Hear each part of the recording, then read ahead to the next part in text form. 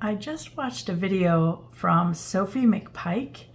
If you don't follow her, her art is really charming and I love the way that she adds color everywhere and her portraits are amazing.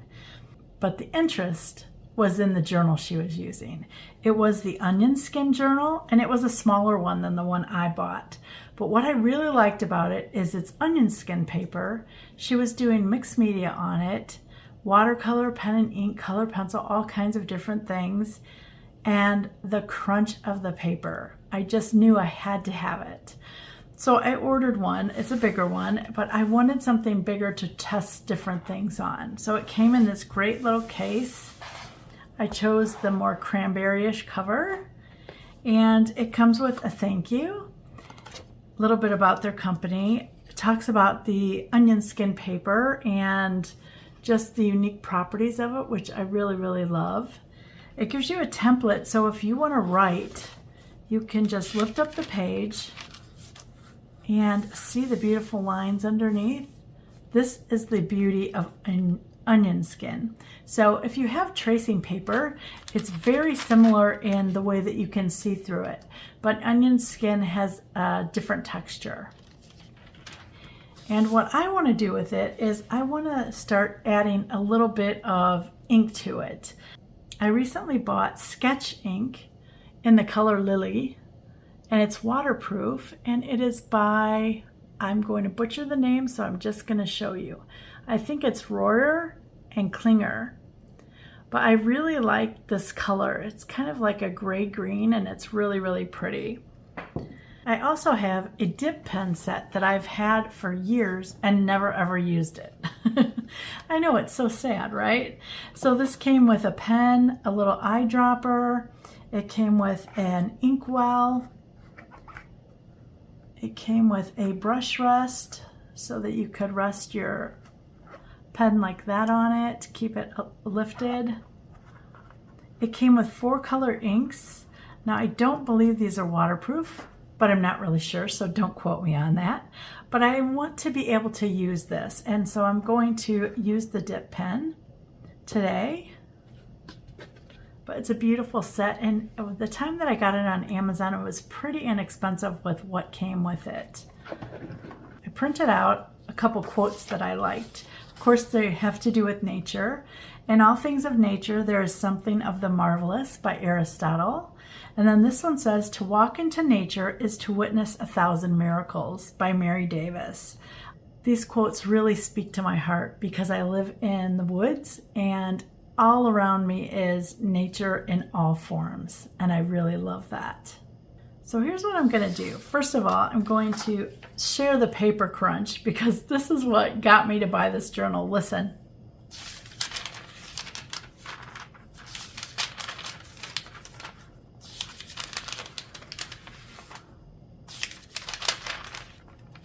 Isn't that the most intriguing sound ever for a journal? I know, I'm so excited. What I want to do is I want to write this in all things of nature, but I want to do it on the second page because I want to do art on the first page. I want to try some watercolor on here. And this is an experimental journal for me, so I'm not really concerned about how things turned out.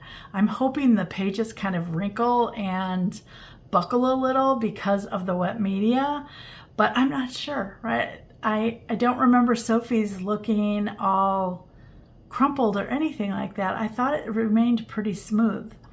So we're going to try first with just placing this here. I want it down kind of to the lower edge here because I want to put something around this area here. I'm not sure what yet. So let me just line it up the best that I can. And for the dip pen, I've used it to practice. That's all. You can see here's my practice. And I'm just kind of getting the hang of it. I look at sketchbooks as a place to practice my art. And in this, I know that I want to do watercolor, I want to do some color pencils and watercolor, and I want to do ink.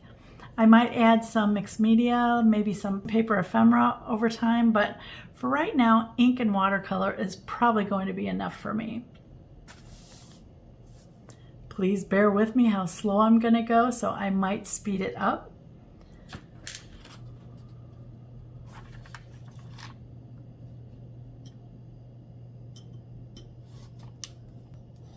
I liked it better when I took a little of the ink off.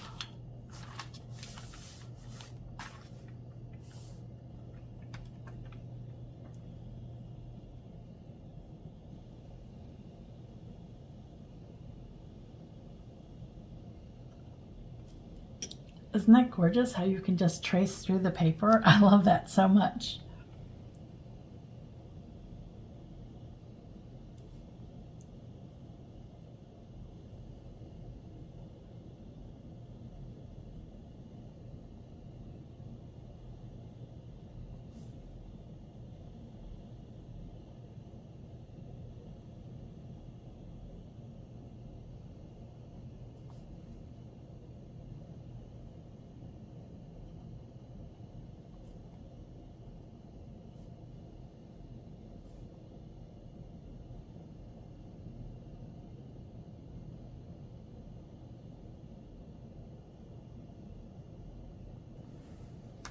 Not too bad.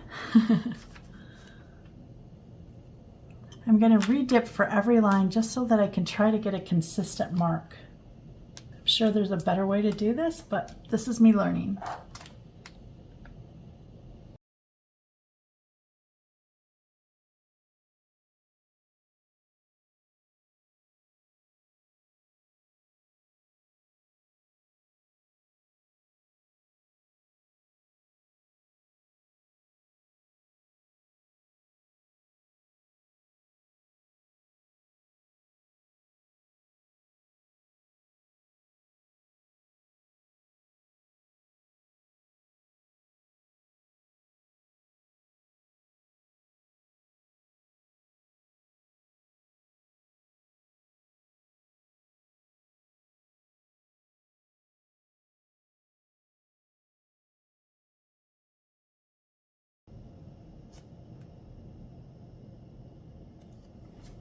I was holding my breath with that one.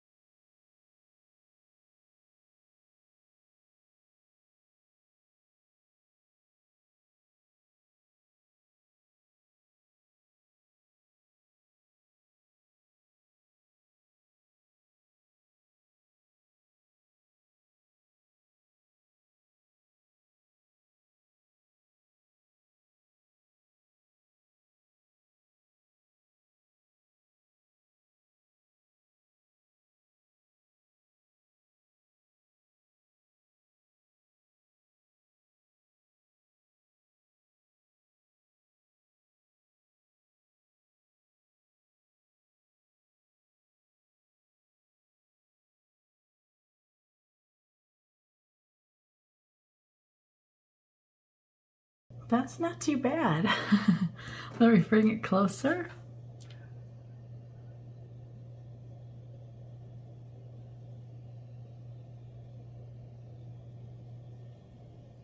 It's not perfect. And look at that. That's so nice that you can see this under it and just work on top of it. This is dry now, and I wanted to add a couple leaves. So I found this branch that I had, and what I did was I turned the page here and I have this drawn out. This leaf here, this leaf a little this way, and then I love the way the stick, can you see how it just kind of framed the type? I really, really like that. So I'm going to use my new studio palette of 18 colors, and we're going to just paint some leaves. I'm going to try to mix on here and splash like I normally do, but I don't know what it's going to do. I haven't tested this. Again, it's just something to try. Trial and error, that's all I'm doing. So I do want kind of a fallish color leaf. So I'm going to mix some raw sienna. That's Van Gogh raw sienna. a little bit of Da Vinci alizarin gold. You can see that's a little bright, so I'm going to dull it down with the Holbein yellow gray. I really love this color for muting stuff down. That's nice. So I'm going to add a little bit more alizarin gold. That's kind of a nice color. Adding some water to my brush. Let's see what happens. I like how it's puddling up already. That's kind of cool. So let me go in there and add some more colors. So I got a little bit of the Quin orange. You can see the paper's buckling. Look at that. That's really lovely. I'm going to now just dip into water.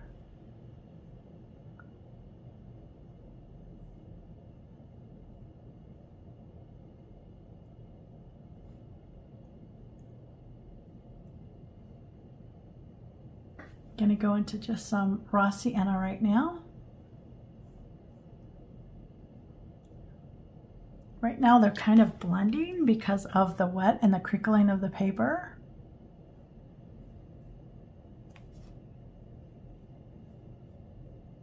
But I'm hoping we'll see some of the color variety. I'm going to touch a little bit of sepia.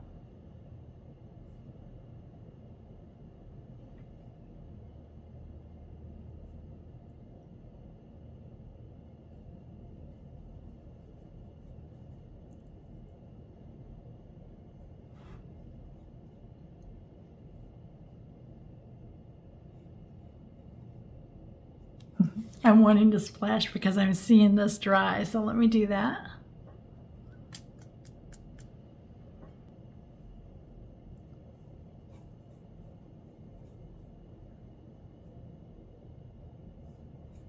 I'm really liking how easy that goes down. It's quite pretty.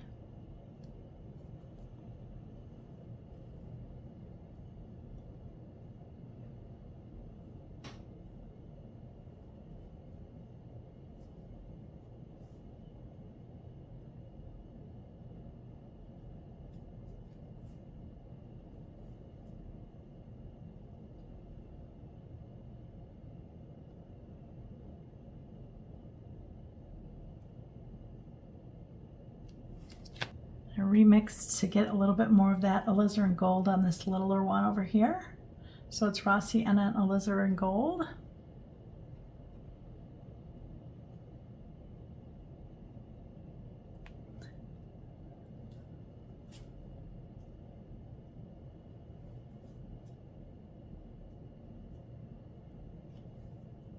I am loving the puddles. Do you guys see that? I hope you can see it really well.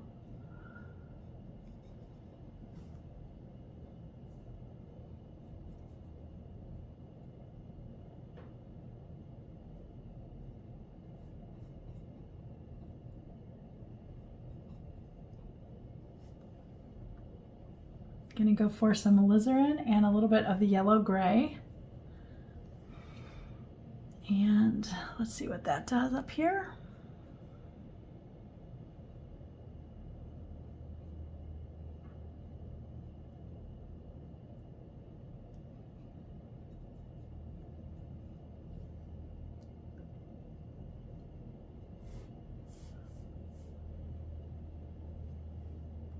Touch a little bit of sepia into that.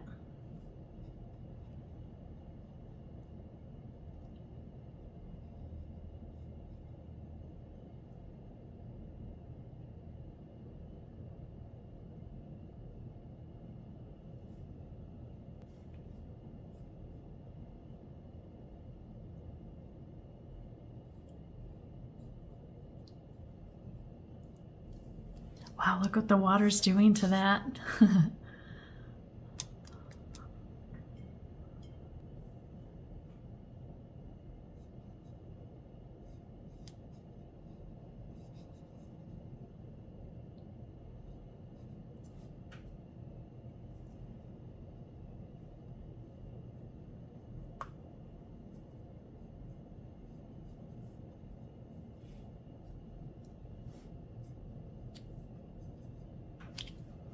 Oh my goodness, I am loving the way that that looks. And right now it is wrinkling the paper. I'm anxious to see what it's going to do when it dries. Is it going to lay back flat? Because the way that it's adding all these extra little curves of color is really, really lovely.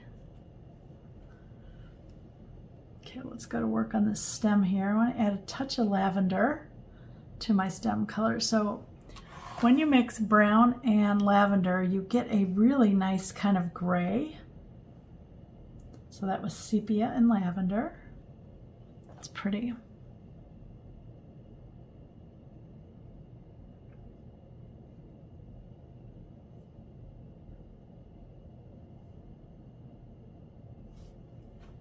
Just going to touch my brush in some water now to kind of lighten the color.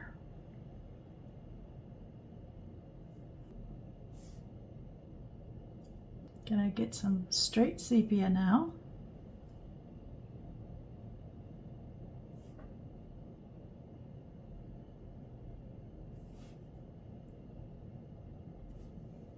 Just by dabbing it in, I'm gonna get color blobs or color blotches when it's dry. And I think that'll look really pretty. I want to splash that branch as well. I don't know if you can see this, but the splashes down here on the twig have made it go out of the line, and I love that. It's really pretty. What I want to do is try to take some of this orangey yellow color. So that was raw sienna. I've got a nice puddle of that here.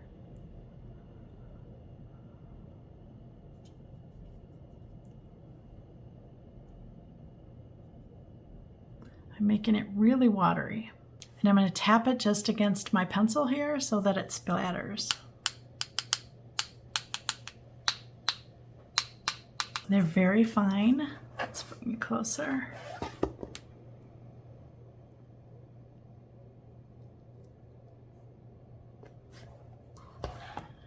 I don't know about you, but I am thrilled with the start of this journal already. It is so exciting, and I cannot wait for this page to dry. I'll come back when it is.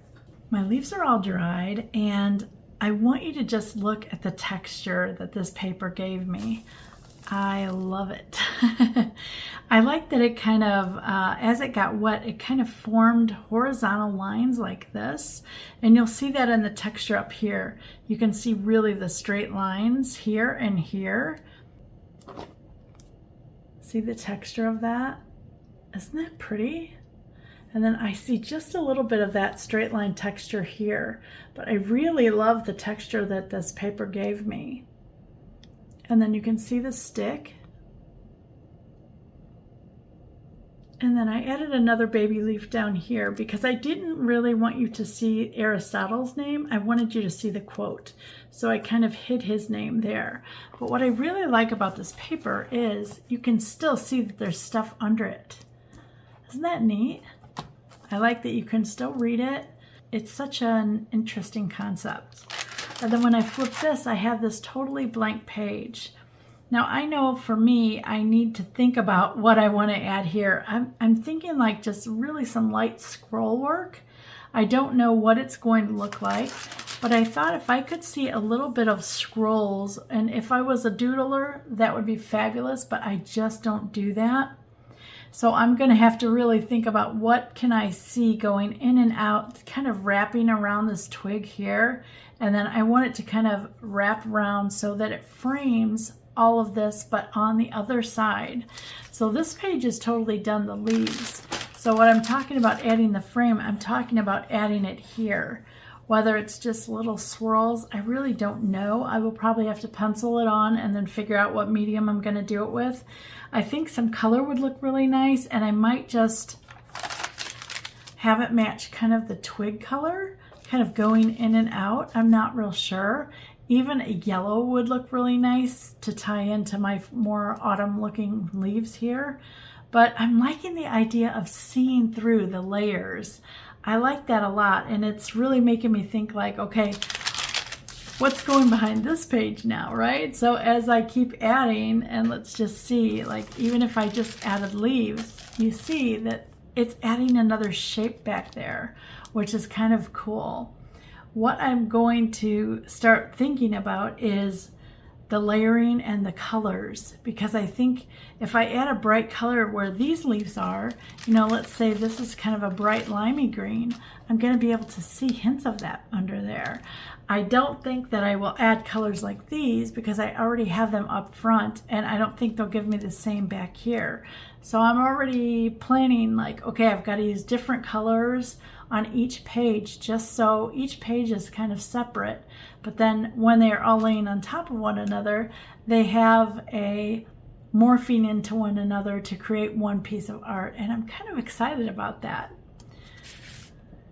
So again, this was the Onion Skin Journal. I will list this, the pen, the ink, and my palette video down below. I will also list Sophie McPeak's video where I learned about the Onion Skin Journal, because her art is amazing and I think you'll really enjoy it.